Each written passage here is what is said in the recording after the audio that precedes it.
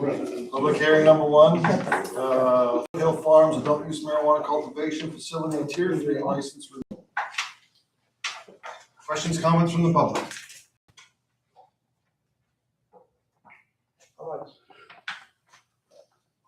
Seeing none. I'll close public hearing number one. Public hearing number two, proposed town ordinance changes. There's several of them, so I'm not gonna read them off. Questions, comments from the public? You're taking it in order, or can we just? You can stand up, say your name, and discuss which ordinance you want to discuss.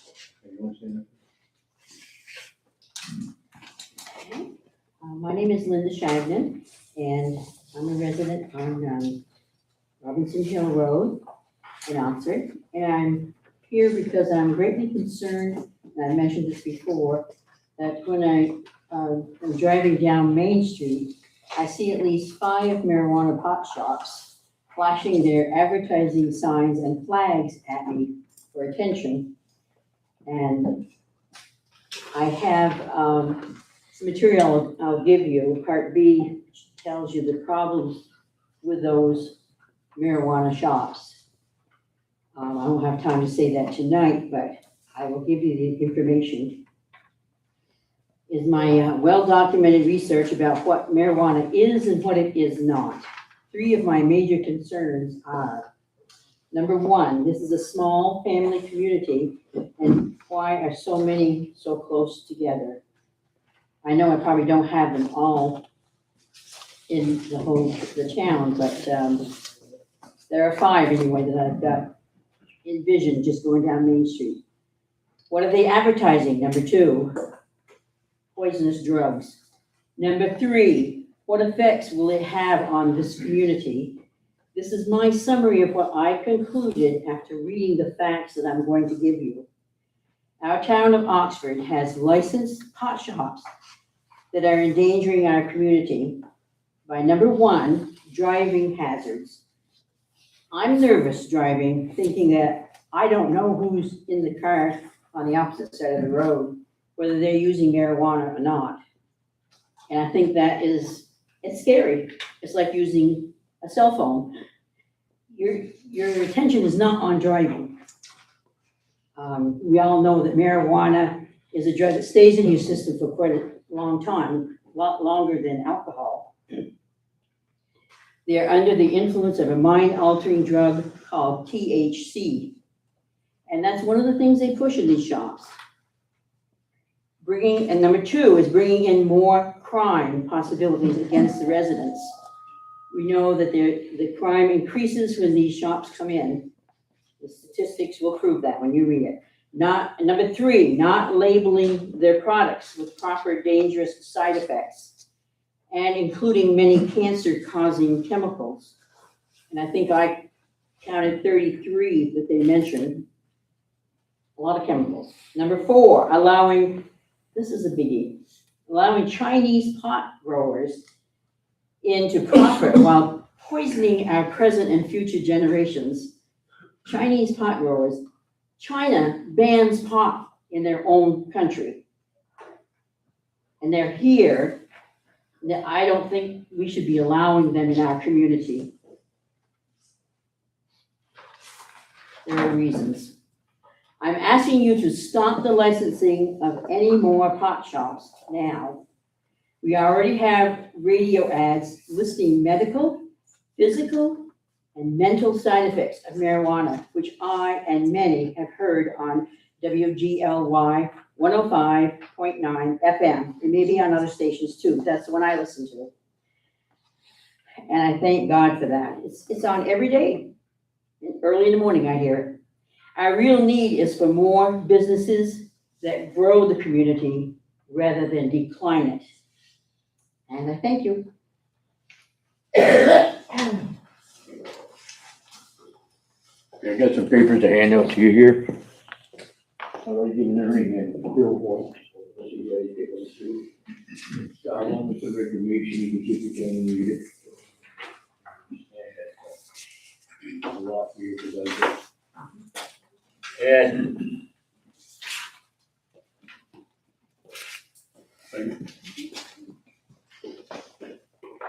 To the Select Board, Maine, I am Clarence Shagnon, Blue Hill Lane, a resident and registered voter of the town of Oxford. I come before you requesting that a limit or cap on marijuana shops, medical and adult use be considered for Oxford. This is allowed under the Maine Legalization Act 38-B MRSA 401-403. And you got it already. I'm attaching information concerning the negative effects this drug has on people and the danger of its use by a good portion of those who use it. I have used as an example the description of a product sold in one of the local shops, along with information of its detrimental effects on users. I have also included from various sources, both government and private, more information about marijuana's physical and mental issues. I realize that the medical properties are being touted for some, but there really is no conclusive evidence that this is the case. President Trump's recent order concerning marijuana does not change that. The order merely reclassified it to Schedule 3 from 1 while studies are done. It's interesting to note the biggest growers and sellers of this drug in Maine are Chinese. Many of them Chinese criminal gangs operating illegally in many cases. In China, marijuana is outlawed with severe penalties for those who sell or use it, yet they are pushing this in this country. We have a serious drug abuse problem in Maine, and marijuana is a gateway drug, whether you accept that or not. While the drug remains legal, there's not much that can be done except to limit the number of places which sell or grow it in Oxford. Oxford is a small town, a place to live and raise a family. We don't want to turn this into a drug buying destination that attracts the worst in society, nor should we send a message to our young people that taking recreational drugs like this is all right in spite of the dangers to the mind and body. And I thank you.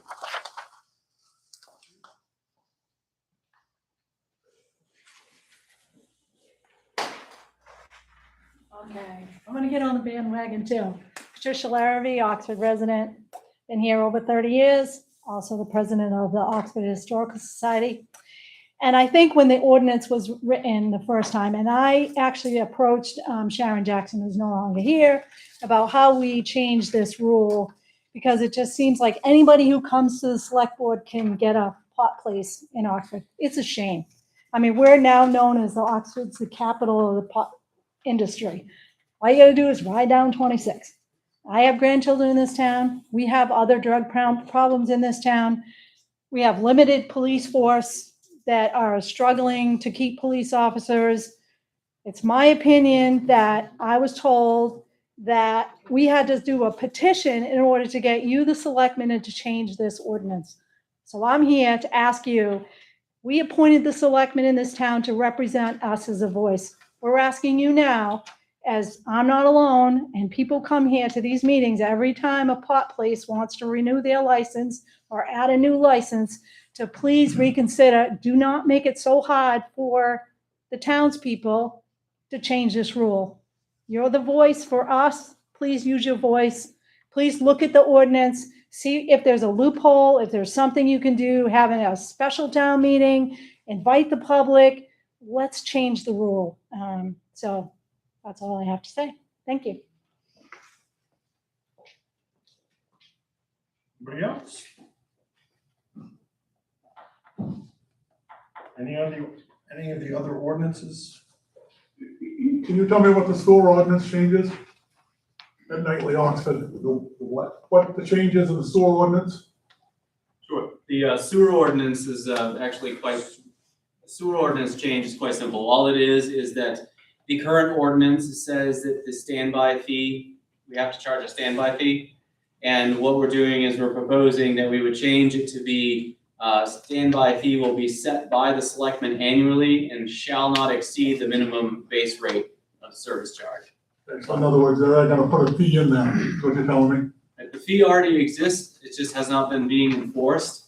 And I believe, I don't want to speak for the board, I think the thought process is because it hasn't been being enforced, the board wants to give the town the opportunity to let them start setting the fee every year, and it could be less than what the ordinance currently says. So it can't be changed, just say that there would be no fee? They could set the fee at 0 if they wanted to, but right now they technically can't, but they could if it got changed to this language. That's what I got. Anybody else on any of the ordinances? Anything from the board? Somebody's moving. I don't know, I wanted to get on your docket on a tax issue. I don't know if this is the time to No, present. we'll have public comment, Okay. once we start the actual meeting, Okay. but this is Thank for proposed ordinance change. Yes, thank you.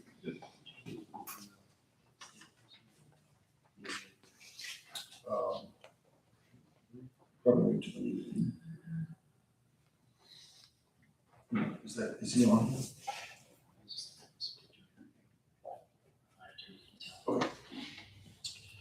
All right, seeing no more, interest in public comment, I'll close the public hearing number 2 and call the selectmen's meeting to order. Ordinance Pledge allegiance to the flag of the United States of America, to the republic which stands one nation under God, indivisible, with liberty and justice for all.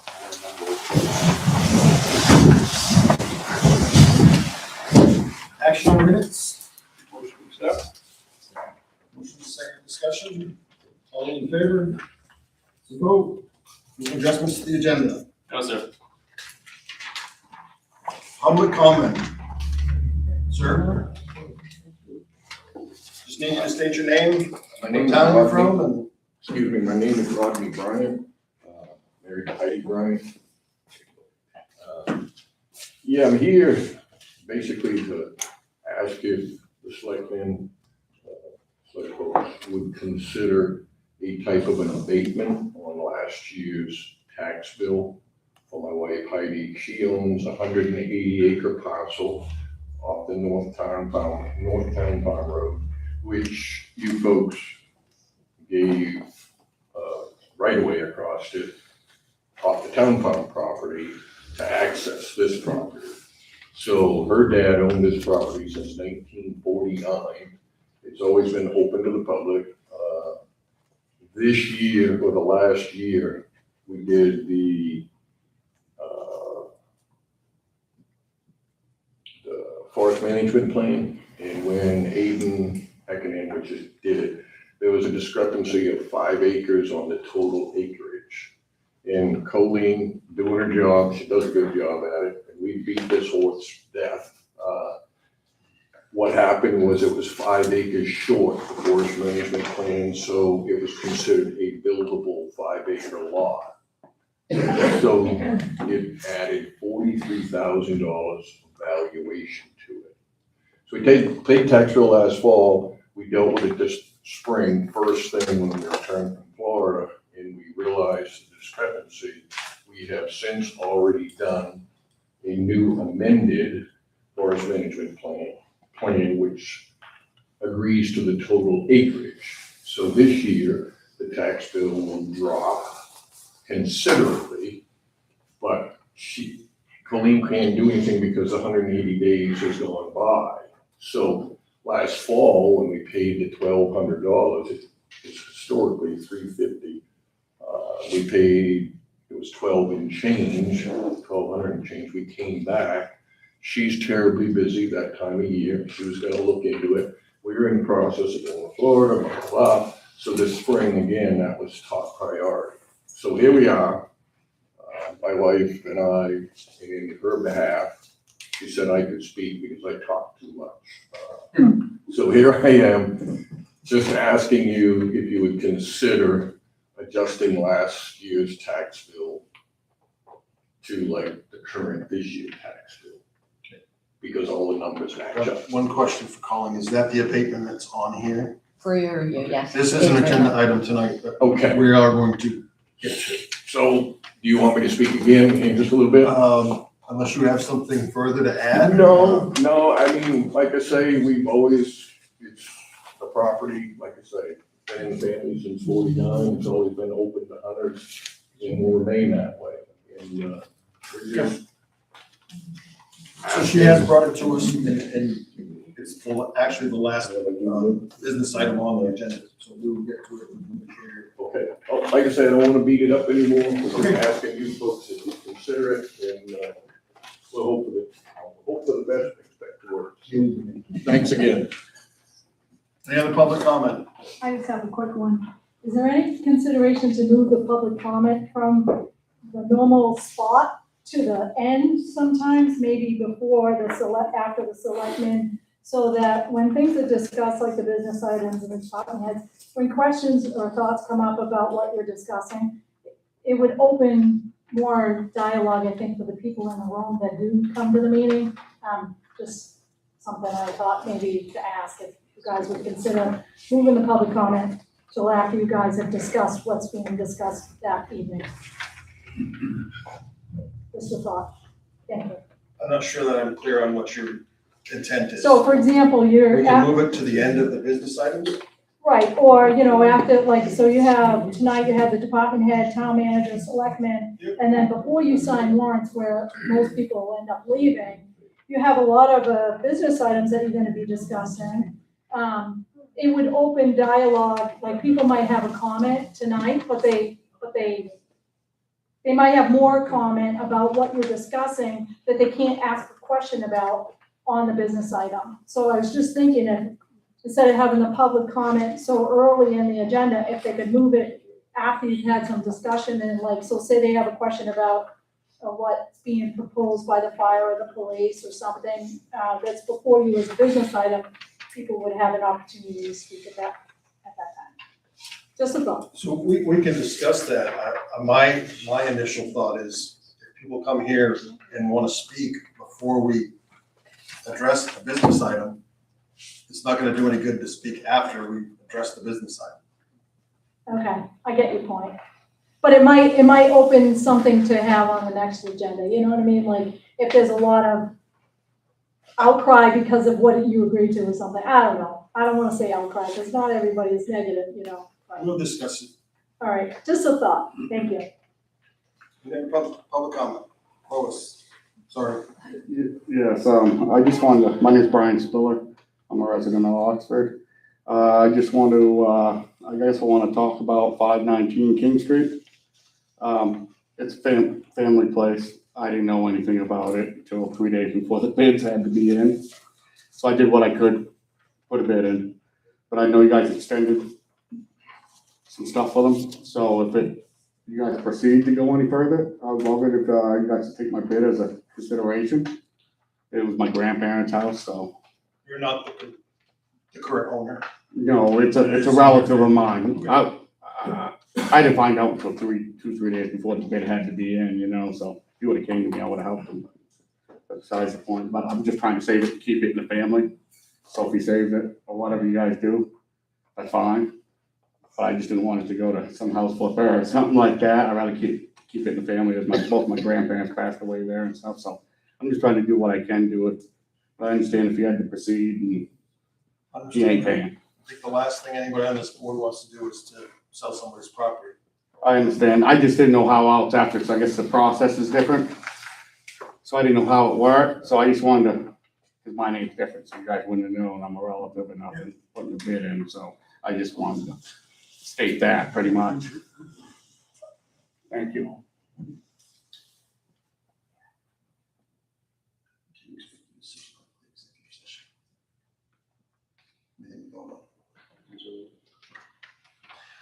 I'd suggest you wait till after the meeting. We are gonna hold an executive session. And Yeah. potentially could be a vote after that. Okay, also, If you you want guys, to, you don't have to be here. no, I'll stay.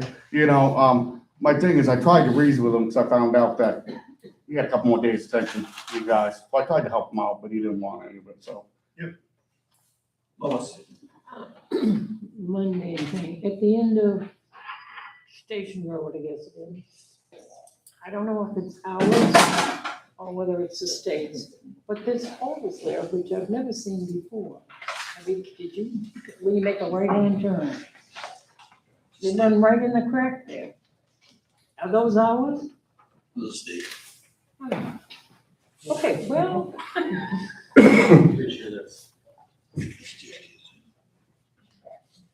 Any other public comment? Seeing none.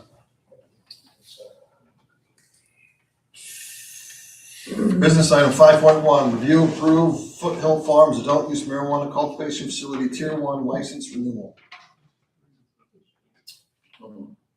Second. Motion and a second, discussion. Any issues, chief? Compliance. Chiefs, the other chief's not here. Oh, she is here. Good, code enforcement, good. Questions, comments from the board? All those in favor of approving? Opposed? Vote.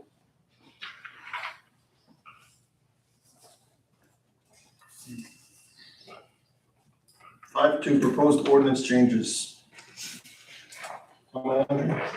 Sure. So just a quick recap, we've settled on the sewer ordinance, the mass gathering, and the sexually oriented business and special amusement permits. The two that we needed to come back and have some discussion about tonight is solar and marijuana facility licensing. The discussion on the marijuana facility licensing was actually the cap that we were discussing. We have a gentleman here from the State Office of Cannabis Policy. He's who we've been communicating, the town clerk's been communicating with about caps and how those potentially work in other towns. Would you mind maybe talking to the board and explaining how caps usually work and so forth? Yeah, sure. So, Can I get your name, sir? She has it, but just so. Yeah. My name is Vern, V-E-R-N, Malik, M-A-L-L-O-C-H. I'm the Deputy Director of the Office of Cannabis Policy. I oversee licensing and compliance. So, just in general terms, we have seen municipalities put caps in place around the number of licenses they're going to approve, the number of facilities they'll allow. Sometimes it's done through zoning, where you'll limit, say, the businesses have to be in this zone, they can't be in this zone, things like that. The only caution that I'll throw out is to say that caregivers, by definition, can't be limited in the number and can't be prohibited. So you couldn't say that a caregiver, in medical cannabis terms, you couldn't limit them and say, we're only gonna allow 10 of them. You can zone them, and you can restrict where they're gonna be located.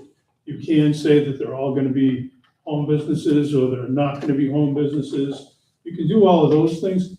For caregivers, you just can't put a number on it, and you can't say none.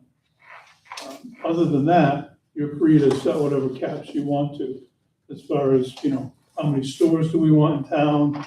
How many, adult use cultivations? How many, manufacturing facilities do we want? How many testing labs?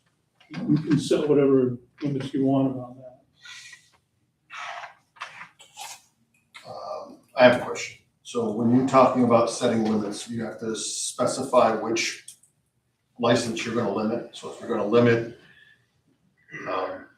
cultivation, or if you're gonna limit the number of recreational sales, those have to be specific. You can't just have a general number.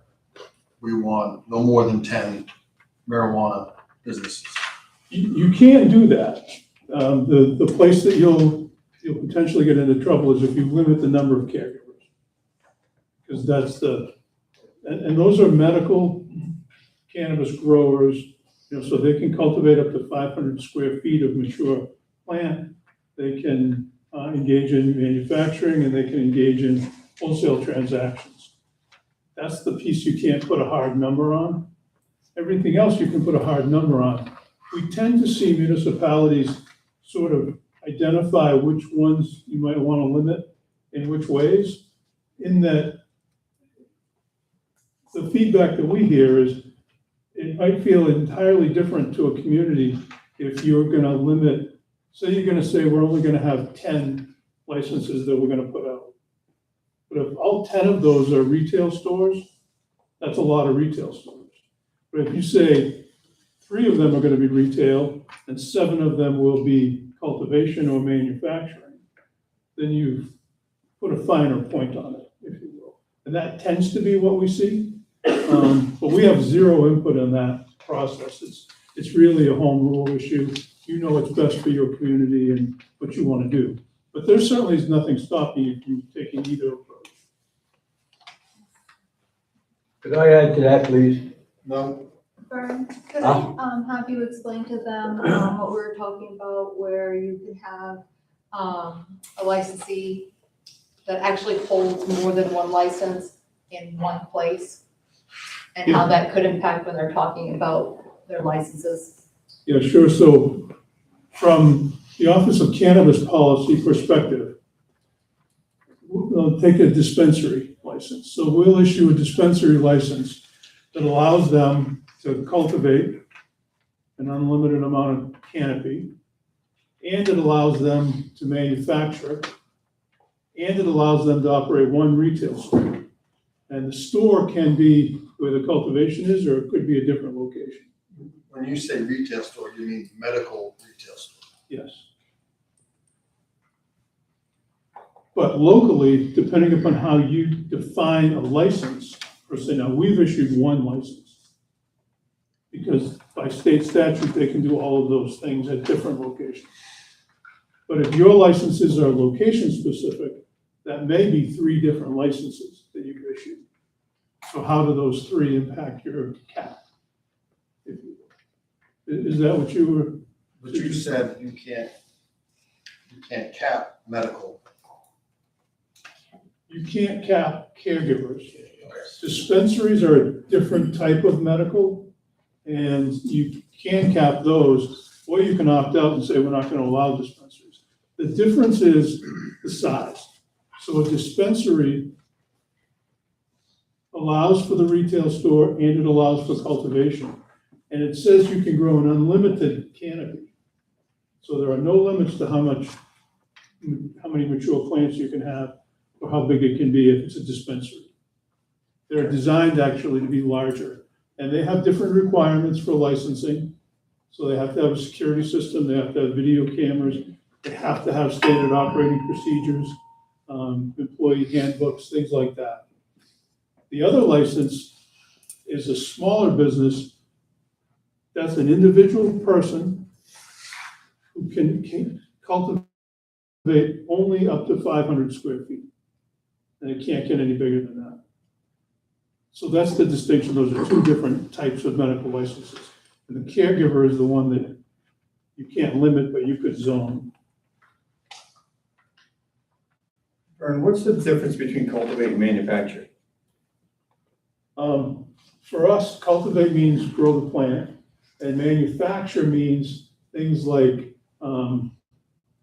extract the THC from it, the concentrate from it, and there's a bunch of different ways you can do that. And then you could process it further so that you could sell the extract as shatter or dabs or wax, things like that. That's the really high potency products. Or you could take the concentrate and you could manufacture edible products. You know, you could add it into any other edible thing, make a gummy or a chocolate bar or those kinds of things. Those are all manufacturing activities.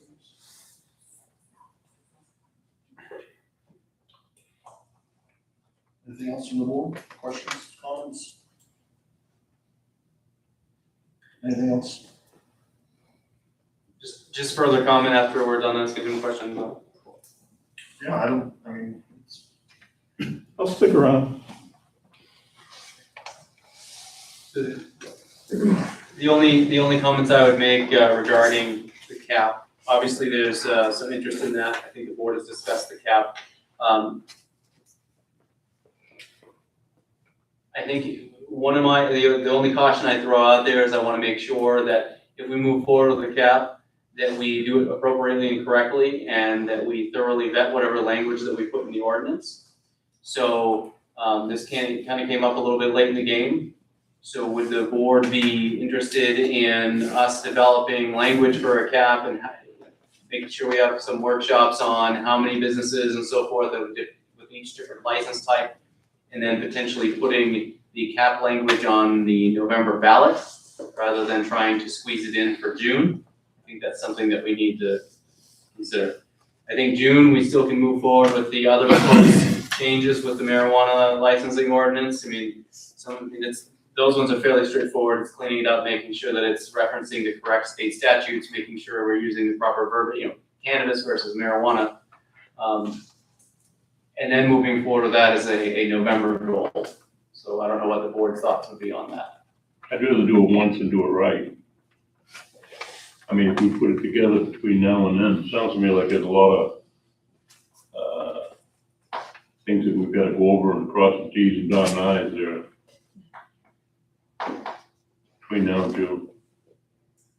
So November. What? That'd just be my opinion. I would be okay with November, but I'd like to, ask the board to consider not, accepting new applications at this point until we finalize that. I don't know if we can do that.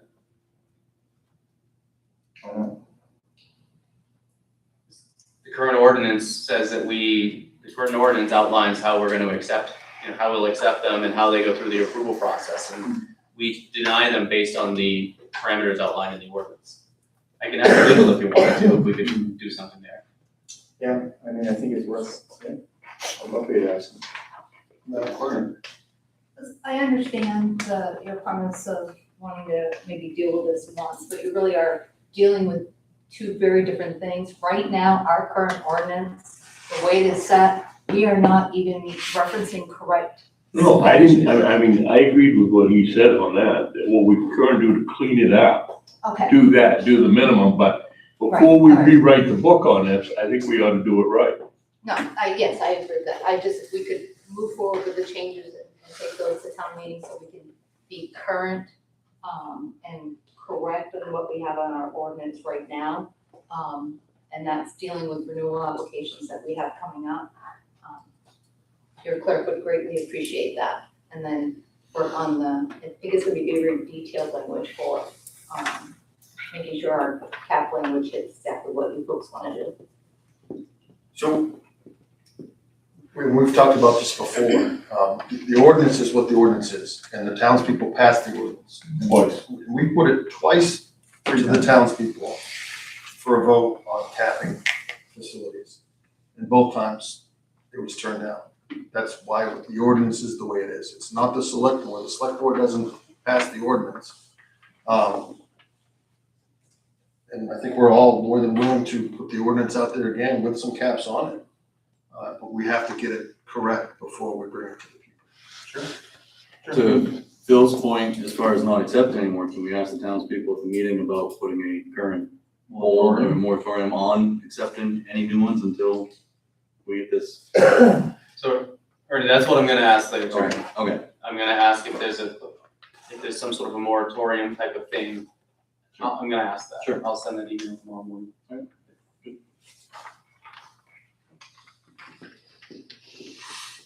are we at? You want me to hit the next one? Sure.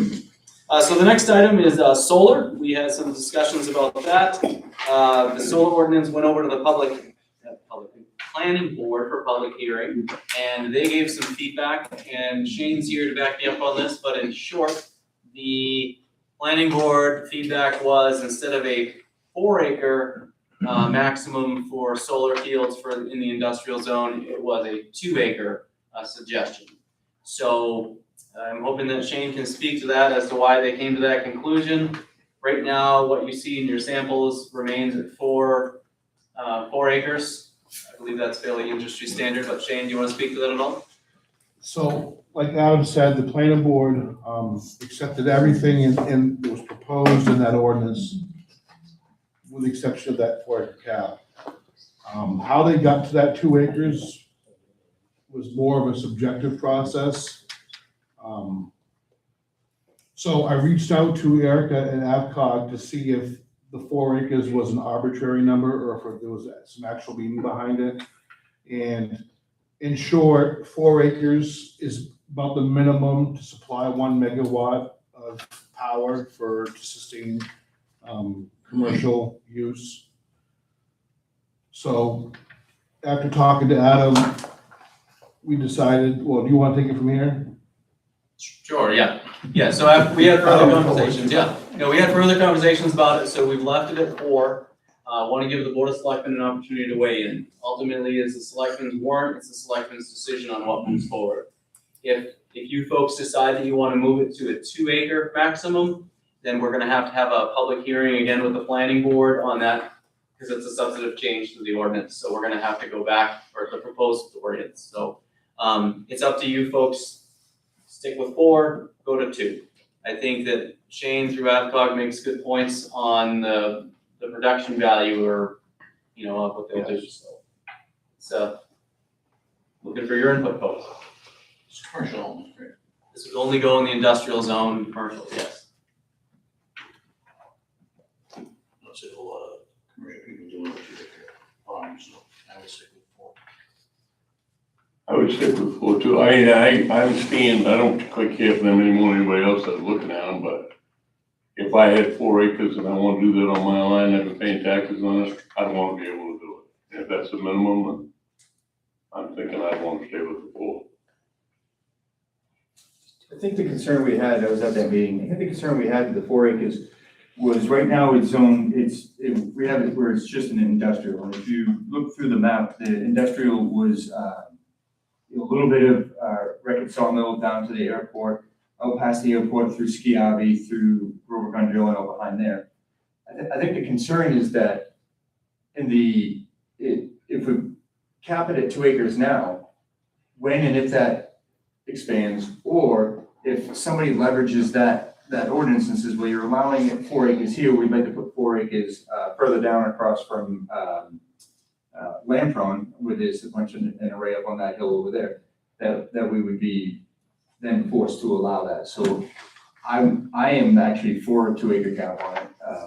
Again, based on the input I'm getting from the public and the people who reach out to me, is they're just done with solar arrays. So I would be fully in support of a 2-acre cap on that.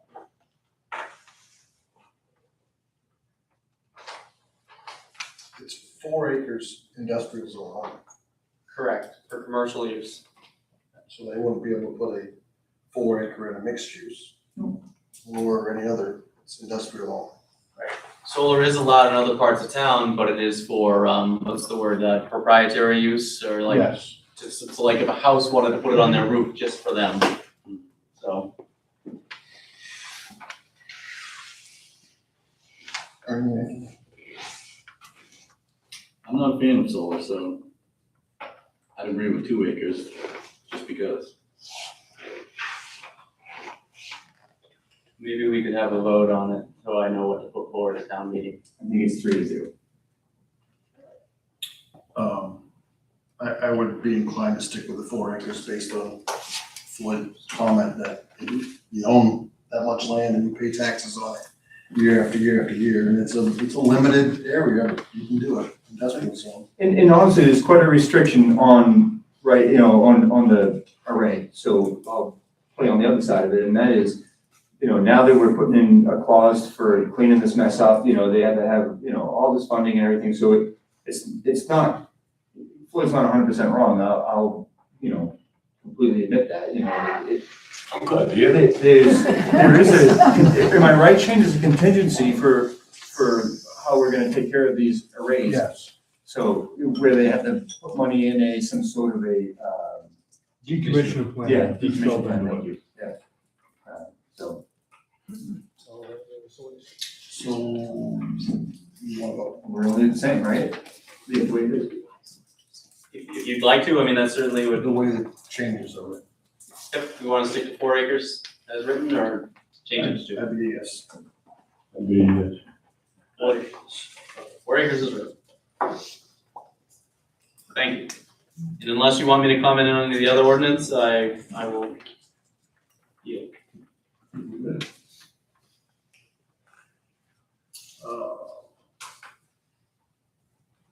Do you need to vote on all the changes or you? I think if you guys are comfortable, we're ready to move forward with bringing up the town meeting. Moving forward. 5.3, business item, town record policy discussion with police chief. Police chief is here. Yes.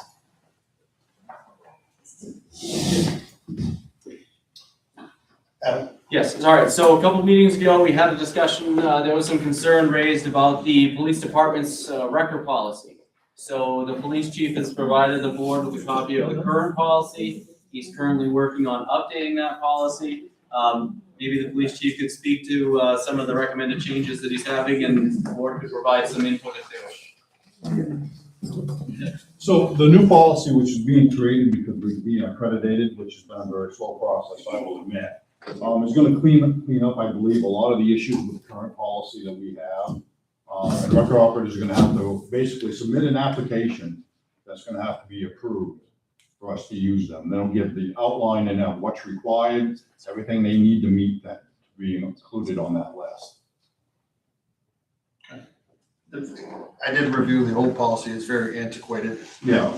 I don't remember how many years old it was, but it's. It's very old, it's something that I inherited, and this new policy is gonna clean all of that. I don't know if anybody else has reviewed any of it. It's hard to read right now because it has lots of changes and strikeouts, so I'm looking Yeah. forward to final. So that new policy, the one that I supplied you a rough draft of, I would look through that, and I also found another error in there that I wanna clean up, because it states that we're gonna charge them $30 for the application. We don't wanna charge them anything for an application.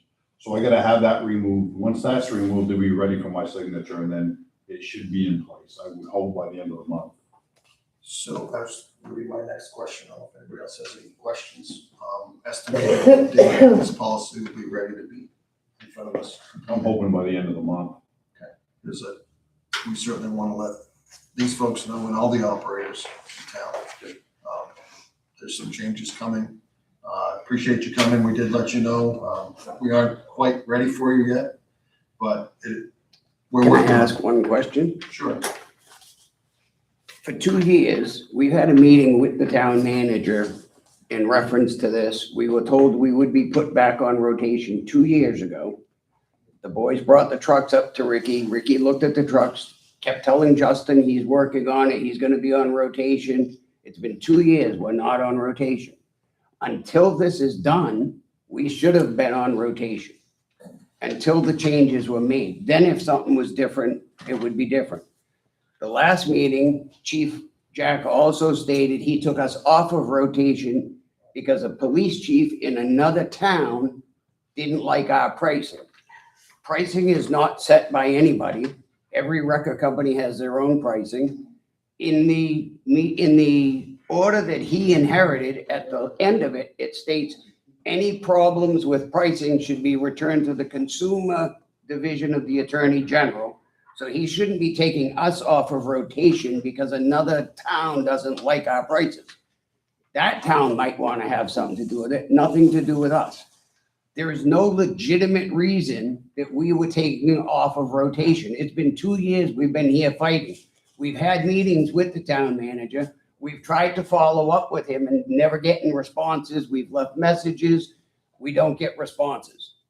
Wayne, you last time you came here and spoke, you said I was violating my policy, and he was right. I've been violating my policy by giving you tows. How? Because you don't have a security facility for vehicles. Who does? So. Mux doesn't. How's he secured? You can walk off the railroad tracks or into the woods. Put a vehicle in, do you? If that's the case, then it can go to him. Andrew Scoggin only uses one company for all of that. And besides that, listen, my office has fielded several calls about overpricing. You're right, I shouldn't have to deal with that. I feel a phone call from another area chief that was irate about it. Again, I shouldn't have to deal with that. There's a company sitting in this room that charges $900 to show up on a police call. Here's the deal. Mr. Robichaud. I am not going to deal with a company that causes me headaches. It's not good for the town. and You're it's the not good chief. for You're us. supposed to deal with headaches. You don't have to. Let the chief finish. I'll let you speak again. Okay. So I think, Wayne, when you get this new policy, I'll bring it to you. I want you to go through it, and then we'll have a discussion. But when I spoke to your son before, yes, I was considering putting you back on that list, absolutely. And then you went to each record service to stir the pot, which again, just keeps things worked up. I'm not gonna deal with the drama. I just want a rotation. That's what's fair. You at You your don't last have a meeting secure stated, facility. I'm not using. nobody in this town does. You can walk into Mux off the railroad tracks or the woods. You can put a vehicle right in the garage. That's a vehicle. So if a vehicle needs to be put in a garage, you can call somebody And for I'll that go to another- purpose. Another record service that has a garage. Yeah? Yeah. Okay, we've towed for 15 years and never had a problem. You kept us with a drug car in our yard for 2.5 years. Yeah. $30,000 bill on towing. All I at can't- $50 Wayne, I a can't day. help what the court makes me do. Okay, but it was kept there. That's enough. You didn't have a problem then. No, Sean, that's enough. I think this is clearly something you guys are gonna work out, so we have a new policy. Which is gonna make it so that we can't be towing. No, what I will tell you is if somebody asks for you, Wayne, I have no problem calling. That's in the order already. We're moving on. Good job. 5-4. Chief, on your towing policy on that, is it possible to put in there, because I know, Lewis and Auburn has put it in their towing policy that the record services come, they have speedy drive, some pails to pick up the debris. Yeah. Because a lot of our accidents, I mean, you travel 26 and there's still a bunch there, so. Is that something that can be put in there that they Absolutely, and I will say this, Josh Kobeck does a phenomenal job of cleaning up on scenes. He picks up all the parts, whether they're 50 feet from the woods or on the roadside. So that much they talking about, he cleans too. I'm just saying, Josh has gone above and beyond, I just to recognize that. Any other questions from the board? Comments? Do you think this is gonna be done the end of the month? That's my hope. Beautiful. 5-4, review approved employee handbook updates. Okay. We had a couple of conversations recently here with the selectmen. The one piece that was discussed or brought up by the board was on page 8, section 2.10 overtime, clarifying the section that says, currently it says holiday shall count as hours worked. The board has asked that you change to not include that, so now it reads, let's see, sick time, vacation time, personal time, holidays, and comp time shall not be counted as hours worked. I believe that's the spirit of what the board was looking for, so it excludes that. And then I've added 2 pieces just for clarification. One was page 6, 2.04, which is employee classification, and specific to part-time employees. The current policy reads that a part-time employee is defined as up to 29.5 hours, and a full-time employee is defined as 37.5 hours or more. I'm asking that we consider changing that to a part-time employee is less than 37.5 hours, and then a full-time employee is 37.5 or more. So that's one proposal. The other piece, and this comes from talking to the town attorney about just keeping things up to date, is a policy in there about use of artificial intelligence, ensuring that we are staying in compliance with, the Freedom of Information Act when we use artificial intelligence, what the appropriate uses of artificial intelligence are. And if you do use AI for something work-related, you are ultimately responsible for the product or, the information that comes out of it. So when you look at the proposed policy, it's pretty specific. So those 3 things are the ask for the update. So I would need you guys to, if you have feedback, I'm glad to listen, or if you want to vote on accepting the changes. Can I get a motion? Motion to accept. Second, discussion. All those in favor? Opposed? Let's vote. 1-1. Thank you. 5-5, catering permit, GPG Incorporated, several dates.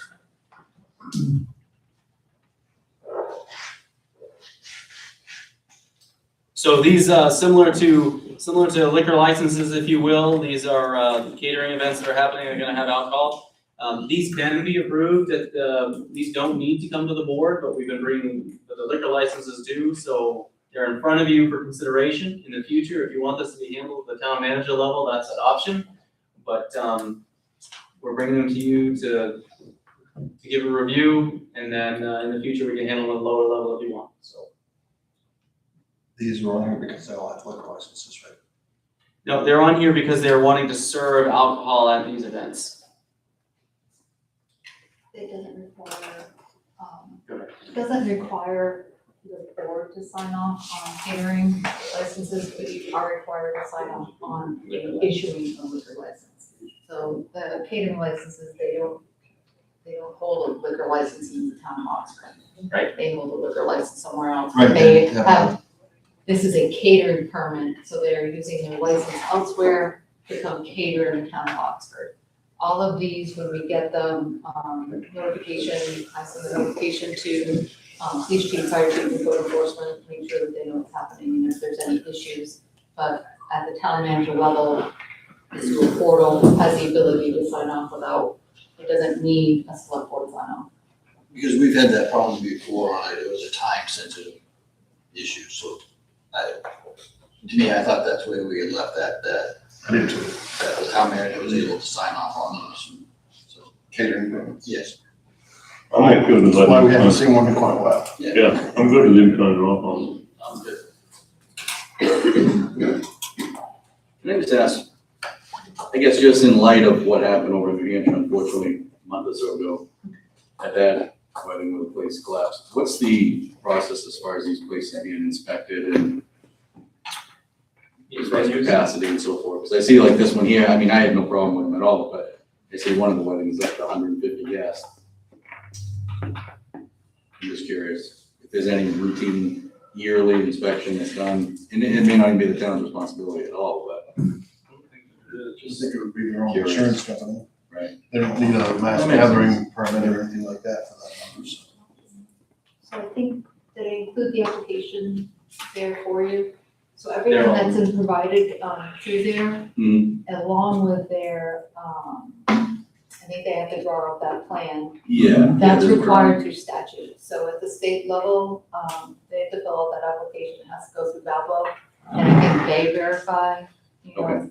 but for our end, just to make sure, I run it through code enforcement, so if he can see it and if he knows and questions, like, eh. Right. Yeah, no, I'm good, just curious. I have nothing further. She was much better at explaining that than I did, so thank you. So we're gonna continue on. Yes, sir.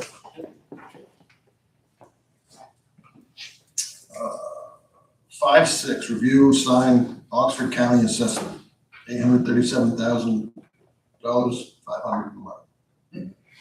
However, I'm gonna say that. Right. It is less than last year. Yeah, did go down. I'll make a motion, we sign the county assessment. Second. Discussion? I'd love to discuss it, but I'm not going to. All those in favor? Vote.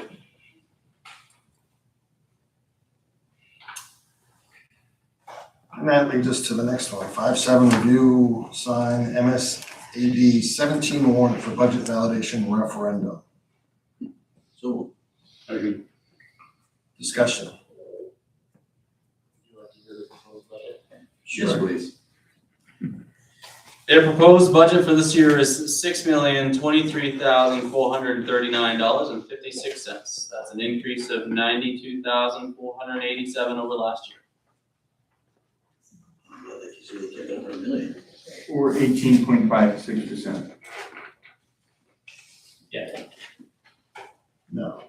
Well, that's the overall budget that Oxford's responsible for. Right. Right. Yeah, no, the budget probably went up more than that, that's the increase was. Oxford's responsibility is 1.56% Yeah. over last year. What's that? What's the 18.6? These are the total share of the budget. Yeah.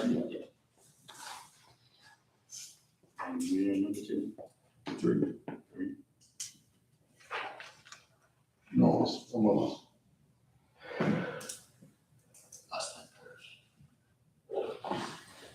What am I missing? It's irrelevant, go ahead, go ahead. The little town of Harrison is the biggest contributor. Yes, yes, correct. But they have a lot of expensive property. Can you remind us what date that validation referendum is? Coming right up. Do you know this over here, Kathleen? I don't want 20th, to- isn't it? Do you remember? I told you. I think it's. Pretty sure it's the 20th. It's important. May because 20th. 20th. This is May your, 20th. this is your chance to go vote at that meeting on the school budget. At 6 o'clock. Right there,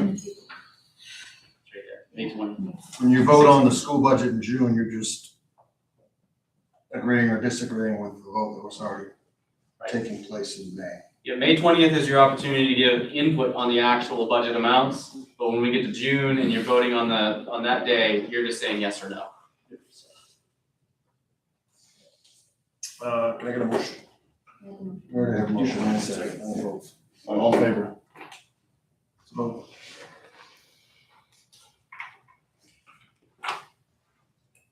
5-8, we're gonna approve town meeting warrant. So in front of you guys, you have the town meeting warrant for the June 6th. There are a sign or two in here just for clarification on the date and time, June 6th, 10 a.m., elementary school. So two things that are a little bit different. I gave it another proofread and I made two quick adjustments. Debt service, I found a typo with the road bond, I fixed that. And then the solar ordinance, I clarified that to read, it's an update to the zoning ordinance to include solar. So just clarification, that's all, but substantively everything else is exactly the same. So I'm looking for you folks to approve it and sign it if you're good with it. Motion to approve. Second. Discussion? All those in favor? Vote. 5-9, abatement 17, Connor Kiss account 3164 in the amount of $97.20. I get a motion. So. Second. Motion and a second, any discussion? And we didn't need to hear from the assessor. Yes?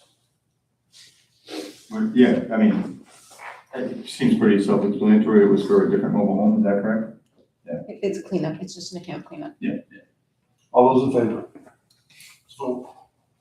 5-10, abatement 18, Heidi Marie Bryant, Darren and Brenda Pulkinen, account 1017 in the amount of $661.75. So. Second. Discussion.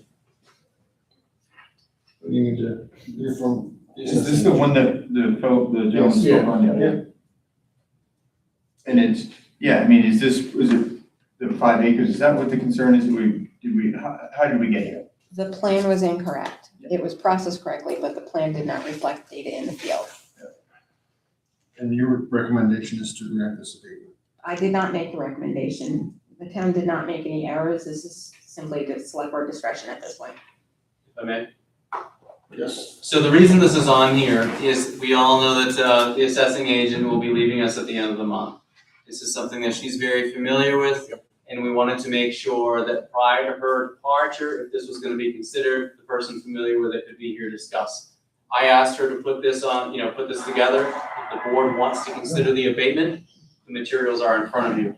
If the board does not wish to consider the abatement because it's past the date, for people to apply for an abatement, that is certainly a reason to deny this if that's what you choose to do. So we wanted options on the table so she could be here to be part of the discussion. If that makes sense. But this came in after the deadline. Well, yes. Just a and no. second, sir. Last The process was started prior to. Yeah, there were a couple We issues. just didn't have the around this. application. Mrs. Bryant was more concerned about ownership, order on the bill, things like that. So there were a couple of concerns that were raised. A plan was incorrect, that was submitted, it was processed.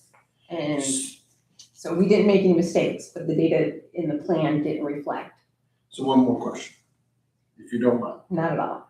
If the application was done in time, would you have a recommendation? I'm not trying to put you on the spot, if that changes or not. For me, this was pretty routine. It was the plan that was incorrect. Okay. An amended plan has since been submitted. It was a little past the deadline, but given everything going on, we processed it anyway, and it's affected on the account. And it does reflect what the abatement would reflect for last year. Well- New corrected plan. The rate, the tree growth rates are gonna be different, they change every year and the tax rate changes, so it's not exact, no. Questions, comments from the board? We want to hear from the gentleman. Well, I don't think there was any intent. I mean, it just, If the plan had come in with 180 acres, that's what we would have processed. It came with Right. 175, and that's fairly routine. Acreage goes in and out of these kinds of parcels all the time. right, which could be affected in quite a few probably if you went through. I haven't done an exhaustive review of all of the land use applications, but we have fixed a number of tree growth. We're making progress there. The 175, that the mistake was made originally, that came from the That tax came map from the itself, right? parcel in the map that he was looking at, which is different than the map that Colleen looks at. The map he looked at showed 175. And Colleen says, we don't recognize that map. So the total acreage listed 175 on the tree growth plan. So then, when it was processed, that left 5 acres that he had not accounted for. So it was considered at that point a building lot. And, you know, we could argue that, I mean, there's no road frontage, there's no county farm road, they don't even have access to it unless it goes across the county farm property. You just right, and we corrected it this spring when we arrived back in Maine. Within a week, we had him correct the forest management plan, which now reflects the correct 180 acres. And then you're talking to Colleen, I said, can we get, you know, abatement for the difference in tax money for last year? And she said, no, unless you folks approve it. And we're not looking for a check back. We're just gonna leave the money in there as a credit towards this year, that's all. So this reconciliation. What? Right, a motion and a second, so. We have a motion and a second to approve the abatement, all those in favor? So, thank you so much, we very much appreciate it. And, that 180 acres is still open to everybody, 100, whatever, so thank you. Thank you. That concludes the business items. Department head, Mr. Knightley. Okay, so Ed's here, the transfer station was recognized recently, and you have some pictures in your packets. Just hoping that Ed will talk about that. So the first one was the MMR conference, and that was April, and Garrett went to it this year, and he was presented with a Waste Reduction Championship Award for doing all what we do as far as recycling. All right, and then we've got, last Wednesday, we was notified by Adcock, and we've got Environmental Achievement Award. That was pretty surprising, and so we just presented these 2 awards, and I want my guys to be able to get the picture taken, and I'm pretty proud of that.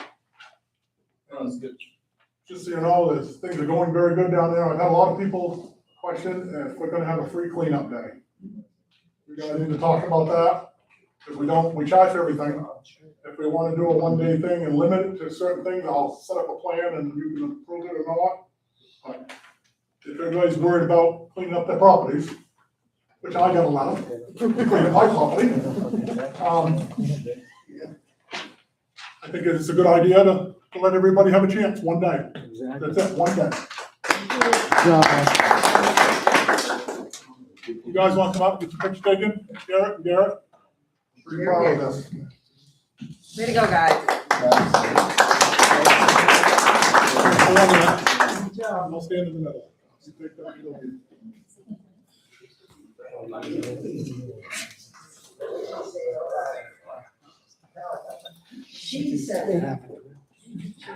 Good or not? The chair asked if you would like to fix your belt before I take a picture of you. Yeah, I'll get it. Pictures can My be forever. hands was falling off out there, Adam said the hands falling off. Now everybody's trying to take pictures.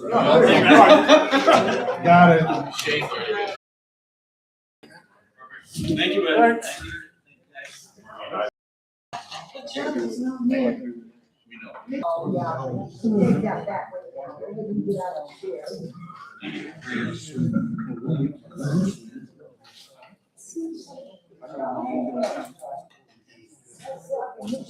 Town manager updates.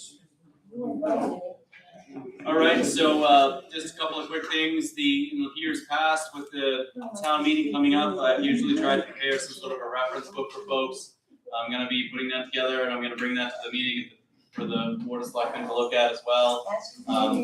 It'll have each warrant article will have a description of what it is, with a budget article, with the budget attached if that's necessary, or a copy of the ordinance and so forth. So that's coming to you. We already set a reminder. Is on June 6th, Saturday at 10 a.m. at the elementary school. And then the only other quick thing is a couple of years ago, the board nominated the town manager to be on the Maine Municipal Legislative Policy Committee. The time has come again that my 2-year term is up. If you're interested in me serving on that again, I would need you folks to nominate me so that I could apply for that process again. So if you're interested, I'm interested in doing it. If you're interested in having me do it. Is there like 6 more that you can sign up for? No, Come on. no, just the one. I make a motion. I'll second it. Discussion. All those in favor? Thank you. All right, you got it again. Anything else? That's it, sir. Selectmen items. I got a question. We've got quite a lot of road work out there to be done this summer, correct? Yes. And did they ask for any increases or anything over the fuel or the pavement? I mean, I know we agreed to bid, but I question whether that. There hasn't been any requests. Nothing? Let's not plant any seeds. Well, I don't want them, but I didn't know how that would be handled.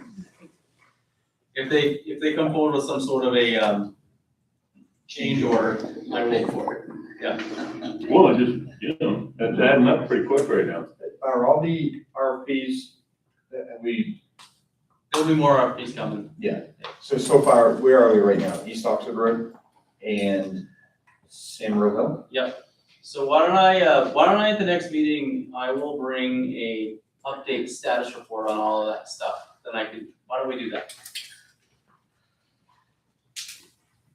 I did forward to the board members, the 40-acre parcel, the wetland study has got one more visit to be done, so that is progressing along.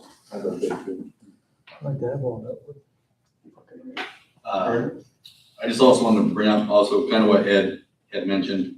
A resident called this week, pretty upset about rates down at the dump. Genuine talk, she was fine about it, a good conversation, but she had also had asked if we would entertain some sort of, whether it's a one free day or whatever, to help the townspeople out, getting rid of some stuff. So I just kind of want to throw it in, and I already took the liberty of asking them to put it on as an agenda item, within the next meeting or the meeting after. Anything else? Sign warrants.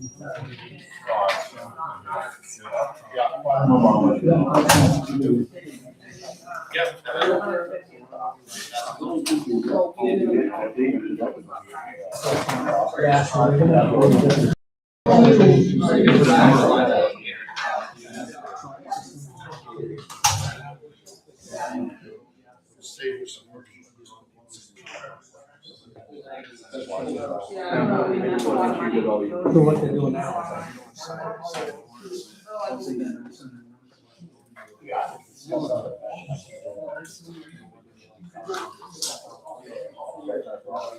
Yeah. Hey, what? Yeah, I don't know.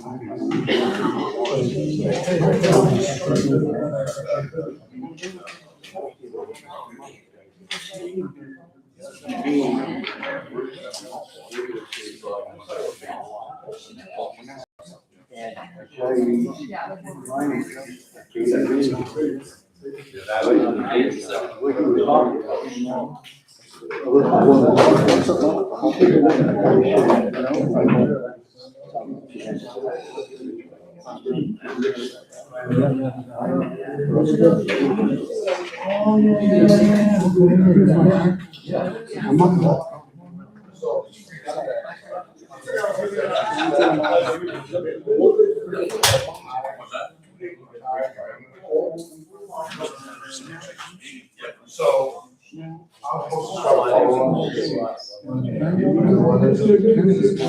to start following So, those who haven't.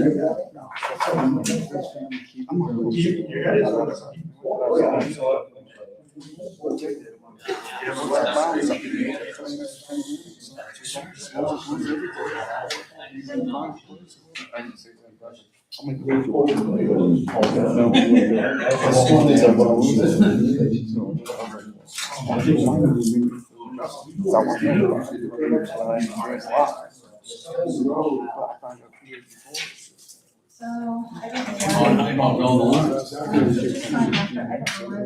know. Why isn't there 5 lines for the assessor box? They always send 3, I don't know why, it's always been this way. Cross my nose, I know. Right here. Sign right here.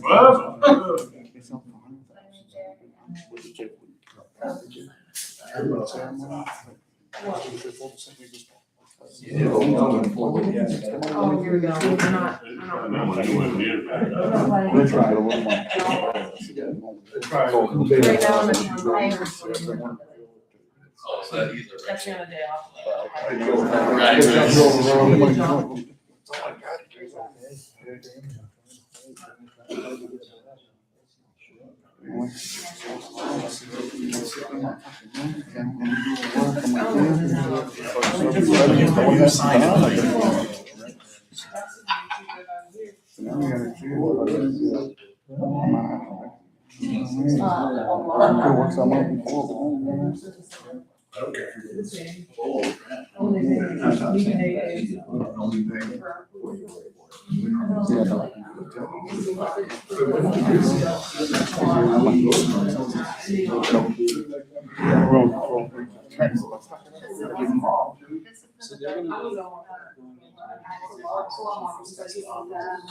Because they do that in a private session, so they can review and ask questions. When they come out, they'll go back to public. And tell the public what kind of decisions they made. If you wanna wait, and you can get there, chairs out there and stuff, and one of us will come get you so we can listen to the public discussion after. Or you can contact them on. I'll stay. Yeah, so if you just wanna hang out in the lobby and get there. What do you guys got now? They'll announce it in a second. And then one of us. If I need to explain more, Coming up with $100,000. I think it's pretty straightforward. Yeah, okay, yeah, You laid that. Oh, okay.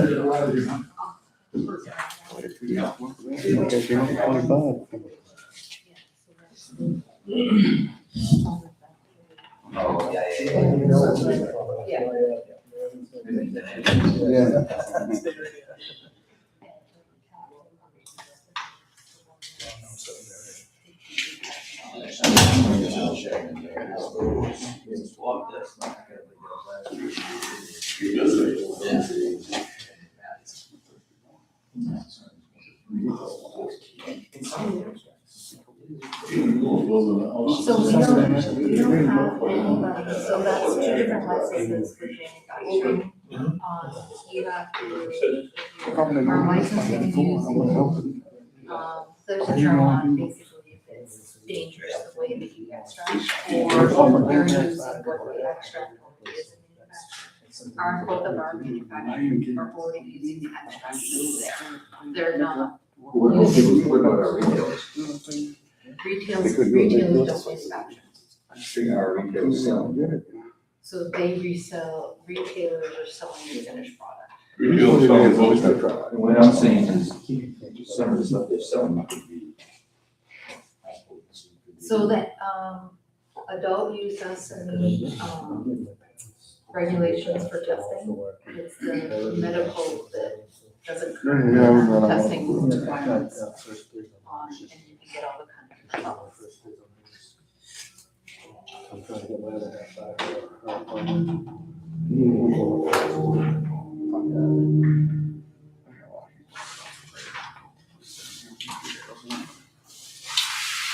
Where's house at?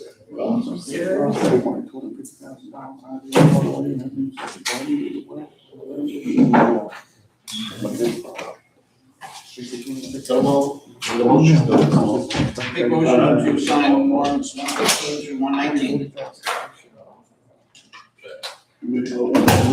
Motion and second, all in favor? Vote. Bernie? Executive session motion. I mean, we should go into executive session to discuss disposition of property pursuant to MRSA 1, Chapter 13, Section 405, 6C. Second. All in favor?